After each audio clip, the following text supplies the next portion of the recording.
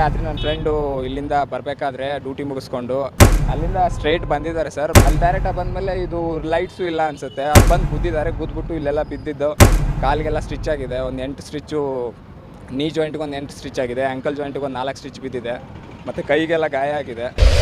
ಸಾವಿನ ಹೆದ್ದಾರಿಯಾಗಿದೆ ಬನಶಂಕರಿ ರೋಡ್.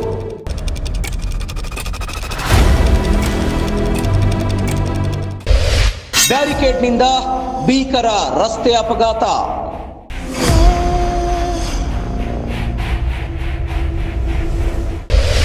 ಗುಂಡಿಗಳಿಂದ ಅಪಘಾತಗಳಾಗ್ತಾ ಇದ್ರೂ don't care.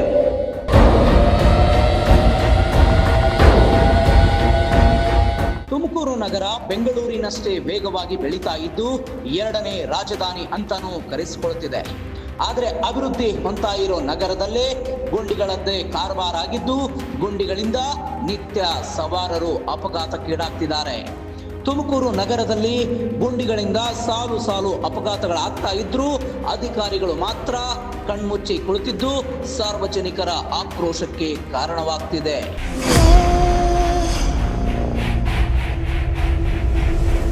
ಹೌದು, ತುಮಕೂರು ಕುಣಿಗಲ್ ರಸ್ತೆಯ ಬನಶಂಕರಿ ಅಂಡರ್ ಪಾಸ್ ರಸ್ತೆ ಸಾವಿನ ಹೆದ್ದಾರಿಯಾಗಿತ್ತು.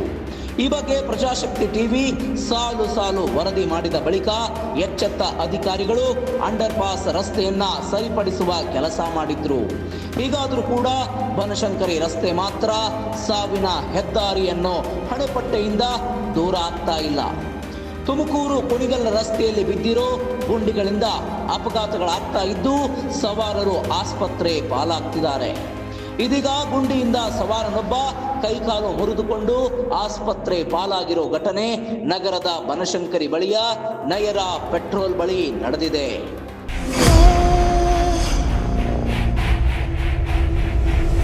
ಹೌದು, ನಗರದ ಬನಶಂಕರಿ ಬಳಿಯ ನಯರ ಪೆಟ್ರೋಲ್ ಬಂಕ್ ಬಳಿ ಇದ್ದ ಗುಂಡಿಗೆ ಪಾಲಿಕೆ ಅಧಿಕಾರಿಗಳು ಬ್ಯಾರಿಕೇಡ್ ಇಡಲಾಗಿತ್ತು. ನಿನ್ನೆ ಮಧ್ಯರಾತ್ರಿ ಸುಮಾರು 1:45 ನಗರದ ಪಾಲ್ಟೆಕ್ಸ್ನಿಂದ SSIT ಕಡೆ ತೆರಳುವಾಗ ಬ್ಯಾರಿಕೇಡ್ ಕಾಣದೆ ಬೈಕ್ನಲ್ಲಿ ಬಂದ ಸವಾರ ಬ್ಯಾರಿಕೇಡ್ಗೆ ಗುದ್ದಿ ಅಪಘಾತ ಆಗಿದೆ. ಮೆಡಿಕಲ್ ಸ್ಟೂಡೆಂಟ್ ಒಬ್ಬರು ಆಸ್ಪತ್ರೆ ಪಾಲಾಗಿದ್ದಾರೆ. ನಿನ್ನೆ ಮಧ್ಯರಾತ್ರಿ 1:45 ಸುಮಾರಿಗೆ ಮನೆಗೆ ಹೋಗುವಾಗ ಬನಶಂಕರಿ ಬಳಿಯ ನಯರ ಪೆಟ್ರೋಲ್ ಬಂಕ್ ಬಳಿ ಬಿದ್ದಿದ್ದ ಗುಂಡಿಗೆ ಪಾಲಿಕೆಯವರು ಬ್ಯಾರಿಕೇಡ್ ಇಟ್ಟಿದ್ರಂತೆ. ಆದರೆ ಕತ್ತಲಲ್ಲಿ ಬ್ಯಾರಿಕೇಡ್ ಇಟ್ಟಿರೋದು ಕಾಣಿಸದೆ ವೇಗವಾಗಿ ಬಂದ ಮೆಡಿಕಲ್ ವಿದ್ಯಾರ್ಥಿ ಬ್ಯಾರಿಕೇಡ್ಗೆ ಗುದ್ದುಬಿಟ್ಟಿದ್ದಾನೆ. ಅಪಘಾತದಿಂದ ಗಂಭೀರವಾಗಿ ಗಾಯಗೊಂಡ ಮೆಡಿಕಲ್ ವಿದ್ಯಾರ್ಥಿಯನ್ನ ಆಸ್ಪತ್ರೆಗೆ ದಾಖಲಿಸಿ ಚಿಕಿತ್ಸೆಯನ್ನ ಕೊಡಿಸಲಾಗಿದೆ. ಇನ್ನು ಈ ಅಪಘಾತದ ದೃಶ್ಯ ಪೆಟ್ರೋಲ್ ಬಂಕ್ನ ಸಿಸಿ ಕ್ಯಾಮೆರಾದಲ್ಲಿ ಸೆರೆಯಾಗಿದ್ದು ಬೆಚ್ಚಿ ಬೀಳಿಸುವಂತಿದೆ.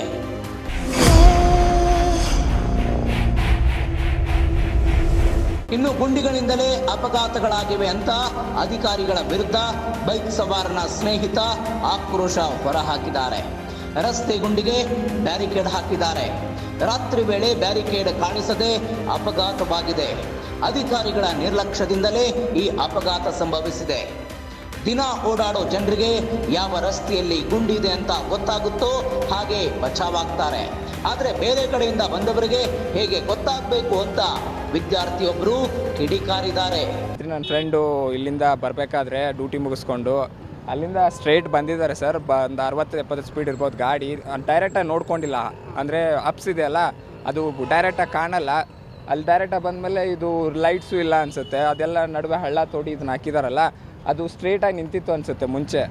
ಅದಕ್ಕೆ ಬಂದು ಗುದ್ದಿದ್ದಾರೆ. ಗುದ್ಬಿಟ್ಟು ಇಲ್ಲೆಲ್ಲ ಬಿದ್ದಿದ್ದು, ಕಾಲಿಗೆಲ್ಲ ಸ್ಟಿಚ್ ಆಗಿದೆ. ಒಂದು 8 ಸ್ಟಿಚ್ಚು, ನೀ ಜಾಯಿಂಟ್ಗೆ ಒಂದು 8 ಸ್ಟಿಚ್ ಆಗಿದೆ, ಆ್ಯಂಕಲ್ ಜಾಯಿಂಟ್ಗೆ ಒಂದು 4 ಸ್ಟಿಚ್ ಬಿದ್ದಿದೆ, ಮತ್ತು ಕೈಗೆಲ್ಲ ಗಾಯ ಆಗಿದೆ.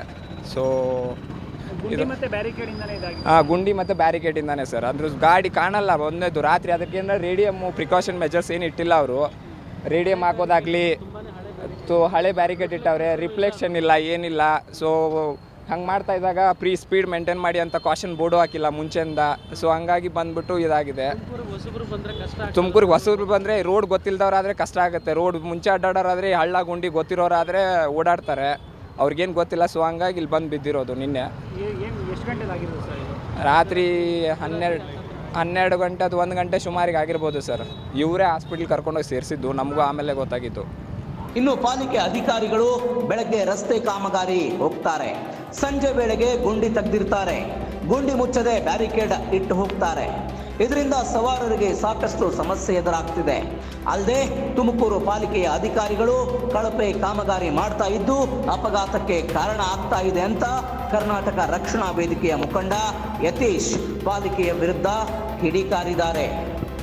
ನಮಸ್ತೆ. ಇಲ್ಲಿ ಏನಾಗ್ತಾ ಇದೆ ಅಂದರೆ ಬರೀ ಕಳಪೆ ಕಾಮಗಾರಿ. ನಾವು ಆಲ್ರೆಡಿ 2-3 ಸಲ ನಾವು ಆಲ್ರೆಡಿ ಇಂಟಿಮೇಷನು ಕೊಟ್ಟಿದ್ದೀವಿ ಲೋಕಲ್ MLA ಅವ್ರಿಗೆ, ಮತ್ತು ಇಲ್ಲಿ ಯಾರು ಮುಂದೆ ಅವರು ಕೆಲಸ ಮಾಡ್ತಾ ಇದ್ದಾರೆ ಅವ್ರಿಗೆ ಗುತ್ತಿಗೆದಾರರಿಗೆ ಫಸ್ಟು ನೀವು ಅವರು ಕೆಲಸ ಮಾಡ್ತಾರ ಇಲ್ವ ಅಂತ ನೋಡ್ಬಿಟ್ಟು ನೀವು ಅವ್ರಿಗೆ ಕೆಲಸ ಕೊಡಿ. ಬೆಳಗ್ಗೆ ಎಲ್ಲ ಇದು ರೋಡ್ ಮಾಡಿದ್ದಾರೆ, ರಾತ್ರಿ ಬಂದು ಮತ್ತೆ ಹಳ್ಳ ತೋಡಿದ್ದಾರೆ. ಇಲ್ಲೇನು ಆಗಿದೆ ಅಂತಂದರೆ MBBS ವಿದ್ಯಾರ್ಥಿ ಸಾವಿರಾರು ಲಕ್ಷಾಂತರ ಕೋಟ್ಯಾಂತರ ರೂಪಾಯಿ ಇನ್ವೆಸ್ಟ್ಮೆಂಟ್ ಮಾಡಿಬಿಟ್ಟು ಪಾಪ ಮಕ್ಕಳು ಚೆನ್ನಾಗಿರಲಿ ಓದಲಿ ಅಂತ ಅಂದ್ಬಿಟ್ಟು ಮನೆಯವರು ಸಾಲ ಸೋಲ ಮಾಡಿ ಅವ್ರನ್ನ ಓದಿಸ್ತಾ ಇರ್ತಾರೆ.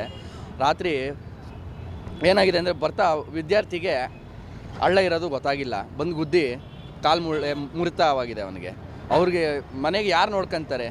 ಇಲ್ಲಿ ಓದ್ತಾ ಇರೋ ವಿದ್ಯಾರ್ಥಿಗೆ ಈ ಥರ ಪ್ರಾಬ್ಲಮ್ ಆಗಿದೆ. ಇನ್ನು ಸಾರ್ವಜನಿಕರು ಏನೂ ಇಲ್ಲ, ಕತಿ ಇಲ್ಲದೆ ಇರೋರು ಕೆಲಸ ಕೂಲಿಗಾಲಿ ಮಾಡ್ಕೊಂಡು ಮಾಡ್ತಿರೋರ್ಗು ನಾಳೆ ಈ ಥರ ಪರಿಸ್ಥಿತಿ ಆದಾಗ ಅವ್ರ ಮನೆಯವ್ರನ್ನ ಯಾರು ನೋಡ್ಕೊತಾರೆ? ಇಲ್ಲ ಸ್ವಲ್ಪ MLA ಅವರು ಇದ್ರ ಬಗ್ಗೆ ಗಮನ ಹರಿಸ್ಬೇಕು. ಮತ್ತು ಕೌನ್ಸಿಲರು ಇಲ್ಲಿ ಯಾರಿದ್ದಾರೋ ಇದು ನೋಡ್ಕೊತಾರೋ ಅವ್ರ ಬಗ್ಗೆ ಸ್ವಲ್ಪ ಮಾಹಿತಿ ಕೊಡಿ ಅವ್ರಿಗೆ. ಹಳ್ಳ ತೋಡಾದ್ಮೇಲೆ 100% 80% ದುಡ್ಡು ಮಾಡ್ಕೊತಾರೆ, 20% ಕೆಲಸ ಮಾಡ್ತಾರೆ. ಇದು ಪಕ್ಕ ಕಳಪೆ ಕಾಮಗಾರಿ. ಬೇಕಾದ್ರೆ ಕರ್ಕೊಂಡೋಗಿ ಅವ್ರನ್ನ ಟೆಸ್ಟ್ ಮಾಡಿಸ್ಬಿಡ್ಲಿ, ಇದು ರೋಡು ಕಳಪೆನಾ ಅಲ್ವಾ ಅಂತ ಅಂದ್ಬಿಟ್ಟು ಅವ್ರು ಯಾರಿದ್ದಾರೋ ಎಕ್ವಿಪ್ಮೆಂಟ್ಸ್ ಎಲ್ಲ ತೊಗೊಂಬಂದು ಚೆಕ್ ಮಾಡಲಿ. 100% ಕಳಪೆ ಕಾಮಗಾರಿ. ಇಲ್ಲಾಂದರೆ ನಾವು ಇದು ಕರ್ನಾಟಕ ರಕ್ಷಣಾ ವೇದಿಕೆ ಕನ್ನಡ ಸೇನೆಯಿಂದ ಉಗ್ರವಾದ ಹೋರಾಟವನ್ನು ಮಾಡಬೇಕಾಗುತ್ತೆ. ಬರೀ ಹಳ್ಳ ಹಳ್ಳ ಹಳ್ಳ ಹಳ್ಳ.